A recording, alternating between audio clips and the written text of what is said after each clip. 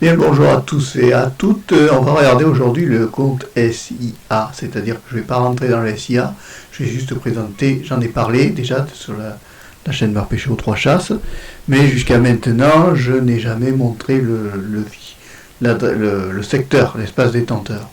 Alors l'espace détenteur se trouve ici, c'est dans SIA intérieur.gouv, authentification nanani, bon, espace d'information sur les armes. Donc le SIA est ouvert, c'est-à-dire c'est un fichier où vous pouvez enregistrer opération nationale d'abandon simplifié des armes. Le 25 novembre au 2 décembre, les particuliers détenteurs non déclarés d'armes trouvées ou acquises par héritage pourront se rendre dans des sites spécialement ouverts partout sur le territoire. Pour soit s'en dessaisir auprès de l'État, les enregistrer,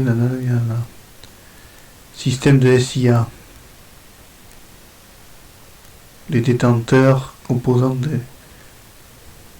d'informations sur les SIA ouverts aux préfectures. Bon, enfin, vous irez voir. Bon, toujours est-il que les licenciés, les non-licenciés, les collectionneurs et ceux qui ont le métier d'association, tous ceux qui traitent des armes, doivent se créer un compte ici.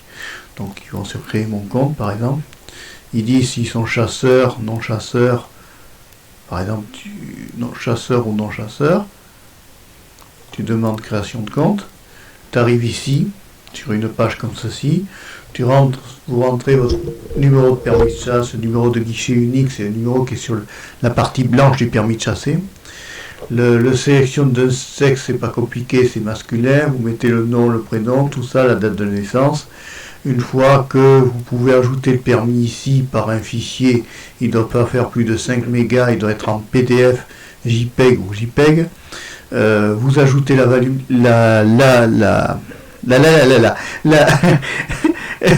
validation du permis de chasse qui doit être que de 5 mégas, on la scanne en PDF, JPEG ou JPEG, d'accord? On met le nom, le prénom, nanani, nanana, et ensuite on passe à la résidence principale, ensuite on donne s'il y a une résidence secondaire, et ensuite on valide la création du compte SIA, ok? Il n'y a rien de compliqué, c'est très fluide. Il y a une partie ici où on dit qu'on veut la carte nationale d'identité, mais on peut mettre aussi un passeport, mais on peut mettre aussi un titre de séjour. Ok. Là, ici, on fait importer, on accède de suite au dossier scan que tu as fait. Il n'y a pas de problème. Une fois que tu as créé ton compte SIA, tu vas arriver dans un espace détenteur que là, je ne vais pas ouvrir.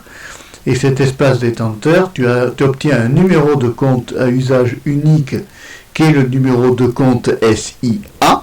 Et c'est ce numéro unique de compte SIA, cette référence que tu obtiens, que tu vas donner à ton armurier. D'accord?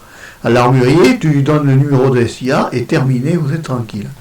Vous avez votre numéro de SIA. Maintenant, après, on verra ce que ça deviendra, on verra ce que le SIA va devenir, qu'est-ce que ça va impliquer après, qu'est-ce qu'il va y avoir par derrière le SIA, je ne sais pas.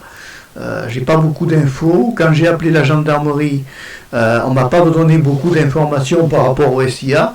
Donc même les gendarmes que j'ai eu au téléphone n'étaient pas très instruits là-dessus. Il m'a dit je sais pas, je suis pas au courant. Bon, donc en fait c'est en cours de développement.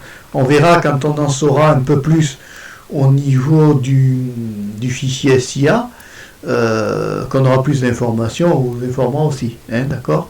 Voilà, mais pour l'instant, la question se pose, c'est qu'est-ce qu'il va y avoir par derrière? On ne sait pas.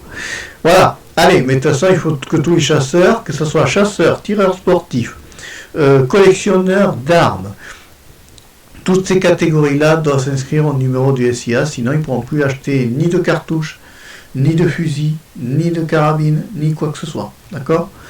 C'est un peu... Voilà, on n'a pas le choix. Allez, au revoir, à bientôt et merci.